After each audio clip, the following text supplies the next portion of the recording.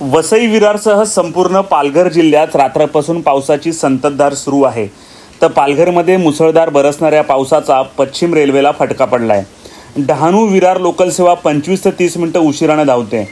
ठिकठिकाणी ट्रॅकजवळ पाणी साचल्यानं पश्चिम रेल्वेची डहाणूपर्यंतची लोकल सेवा धीम्या गतीनं सुरू आहेत. जिल्ह्यात पावसाचा जोर अजूनही कायम आहे. थांबून थांबून पाऊस पडत असल्यामुळे कुठेही पाणी साचण्याच्या घटना घडलेल्या नाही. परंतु सकाळी कामावर जाणाऱ्यांचे आणि शाळकरी मुलांचे मोठ्या प्रमाणावर हाल पाहायला मिळाले. असाच पाऊस दिवसभर पडत राहावा अशी अपेक्षा वसई विरारकरांनी केली आहे.